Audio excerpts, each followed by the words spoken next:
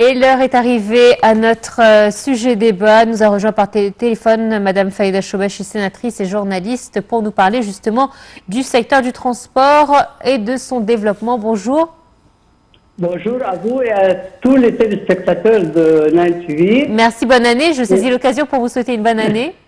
Merci vous aussi et toute l'Égypte. Une très bonne année parce que on se réveille chaque jour sur une réalisation qui nous remplit comment dire, de fierté, surtout.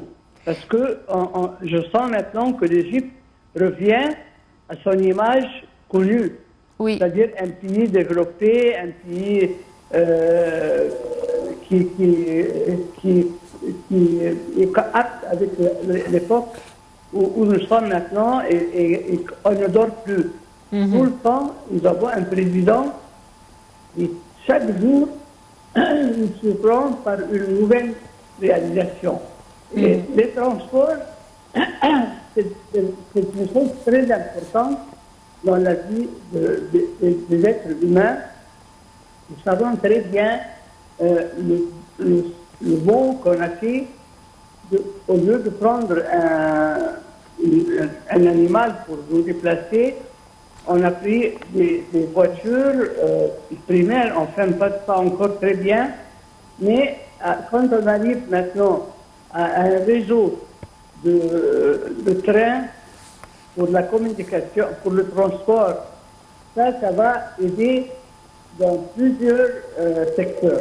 Justement, Madame Farida. De la pollution du climat parce que les trains sont électriques et même ils sont beaucoup moins polluants. C'est-à-dire ce qu'ils dégagent est beaucoup moins que les voitures. C'est vrai. Ils s'arrêtent il y a des voitures qui s'arrêtent presque 20 minutes parfois dans le même point.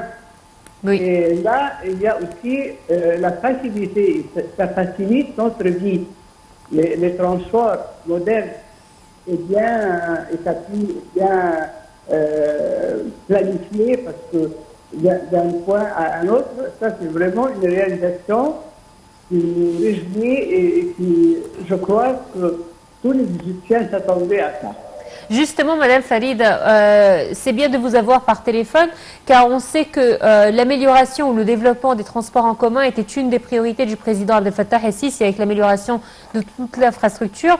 Et c'est vrai que ça reste un domaine très important pour la facilité du quotidien du citoyen et aussi pour les investissements. Bien sûr. Vous savez, moi, j'étais une fois coincé sur un point comme ça, le 15 mai, le pont du 15 mai. J'ai été coincé et il y a quelqu'un de la télévision qui m'a appelé, un responsable, et il m'a dit on vous attend, pourquoi vous n'êtes pas. Je lui dis comment. Moi je suis là, ça fait presque une demi-heure que je suis coincé dans les embouteillages. Un coin de 2 kilomètres seulement.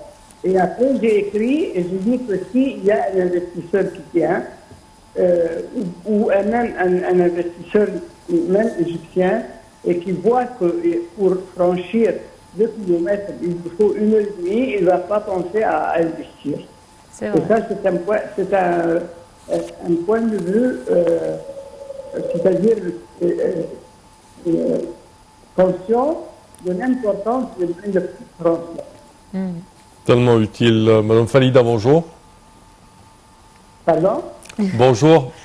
Bonjour. Alors, quand on parle également de moyens de transport, nouveaux moyens de transport, on parle de grands projets qui, je dirais, supportent l'économie égyptienne. Bien sûr, ça c'est quelque chose de essentiel dans notre vie. De pouvoir, par exemple, si vous avez une usine qui produit quelque chose, et puis vous n'avez pas les moyens de transporter les produits de cette usine à n'importe quel autre coin. Oui. Alors ils vont pas entasser des choses produites comme ça sans rien, sans profiter de ça. C'est ça l'importance des moyens de transport et la modernisation de ce point-là, les moyens de transport, c'est très important, c'est quelque chose de vital pour un pays. Alors justement, c'est vrai que c'est vital, que ça peut attirer les investissements, mais ce qui est bien également, c'est que le gouvernement est également préoccupé par la question climatique. Et c'est pourquoi aujourd'hui, lorsque nous développons nos transports, nous pensons également à l'écologie, au climat, et on l'a vu avec le train rapide, il sera électrique, et beaucoup d'autres projets également seront amis de l'écologie. C'est ça, vous avez raison parfaitement, parce que ça c'est très important pour le climat, comme j'ai un peu parlé de ça en disant que les gaz qui sont, la pollution vient de l'oxyde carbonique que les voitures dégagent. À cause des routes. Et puis, il ne faut pas oublier que nous avons augmenté d'une façon historique. C'est vrai. On était 30 millions en 70 et maintenant, on a dépassé 100 millions. C'est vrai. Il faut qu'on prenne conscience de tous les côtés et qu'on affronte le futur avec raison et raisonnement et vraiment il faut être conscient de tout. Et ça, c'est le président, je pense qu'il est très conscient de tous les côtés et tout ce qui peut être utile à l'Égypte. Et éviter tout ce qui peut être nuisible pour l'Égypte et pour l'humanité.